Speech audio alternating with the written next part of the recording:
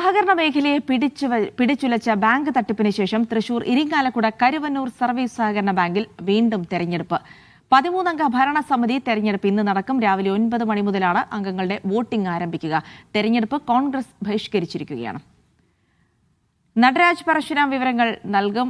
നടരാജ്, സഹകരണ ബാങ്കിംഗ് മേഖലയിൽ മുൻപെങ്ങും ഇല്ലാത്ത വിധത്തിലുള്ള തട്ടിപ്പിന്റെ വാർത്തകൾ വരുന്നത് കരുവന്നൂർ സർവീസ് സഹകരണ ബാങ്കിൽ നിന്നാണ്. കോടികളുടെ കണക്കുകളൊക്കെയാണ് പറഞ്ഞു കേട്ടിരുന്നത്. എന്തായാലും അതൊക്കെ മാറ്റിവെച്ച് പുതിയ ഭരണസമിതിയെ കണ്ടെത്താനുള്ള തെരഞ്ഞെടുപ്പിലേക്ക് കടക്കുമ്പോൾ കോൺഗ്രസ് എന്തുകൊണ്ട് വിട്ടുനിൽക്കുന്നു?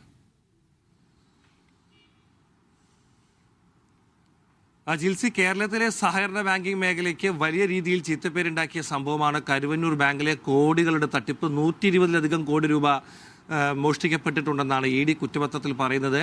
വലിയ രീതിയിൽ നാടെങ്ങും ദേശീയ തലത്തിൽ പോലും ചർച്ചയായ കരുവന്നൂർ ബാങ്കിലെ പ്രശ്നങ്ങൾ ഇപ്പോഴും തീർന്നിട്ടില്ല. പക്ഷേ കഴിഞ്ഞ കാലങ്ങളിലൊക്കെ അഡ്മിനിസ്ട്രേറ്റർ ഭരണമായിരുന്നു ബാങ്കിൽ ഉണ്ടായിരുന്നത്.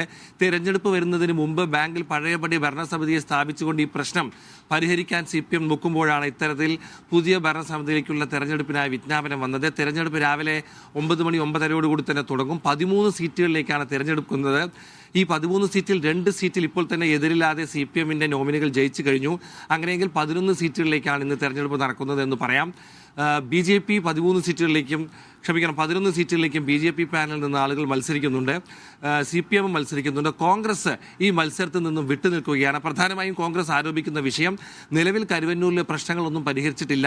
CPM-ന് ആ മേഖലയിലുള്ള അപ്രമാദിത്വം കണക്കിലെടുക്കുമ്പോൾ CPM-ന്റെ പാനൽ തന്നെ ജയിക്കാൻ സാധ്യതയുണ്ട്. CPM-ന്റെ പാനൽ ജയിക്കുമ്പോൾ വീണ്ടും കരുവന്നൂരിൽ പ്രശ്നങ്ങളൊന്നുമില്ല, CPM-ന് തന്നെ വീണ്ടും വിധി അനുകൂലമായി വന്നിരിക്കുന്നു എന്ന് ചൂണ്ടിക്കാട്ടി സർക്കാർ തങ്ങളുടെ ഉത്തരവാദിത്തത്തിൽ നിന്നും പിന്നോട്ട് പോകും. ഇതൊരു പ്രഹസനമാണ് എന്ന് ആരോപിച്ചുകൊണ്ടാണ് കോൺഗ്രസ് തെരഞ്ഞെടുപ്പിൽ നിന്നും മാറി നിൽക്കുന്നത്. ബാങ്കിന്റെ നിലവിലെ സ്ഥിതിയെക്കുറിച്ച് ധവളപത്രം പുറത്തിറക്കണമെന്നും കോൺഗ്രസ് ആവശ്യപ്പെടുന്നുണ്ട്. ഇക്കാരണങ്ങൾ ചൂണ്ടിക്കാട്ടി കോൺഗ്രസ് ഇതിൽ നിന്നും മാറി നിൽക്കുകയാണ്. എന്തായാലും മത്സരം BJP-യും CPM-ഉം തമ്മിലാണ് എന്ന് പറയാം. CPM-ന് വലിയ രീതിയിൽ അപ്രമാദിത്വമുള്ള സ്ഥലമാണ് ഈ പൊറത്തുശ്ശേരി, ഇരിങ്ങാലക്കുട, കരുവന്നൂർ തുടങ്ങിയ സ്ഥലങ്ങൾ.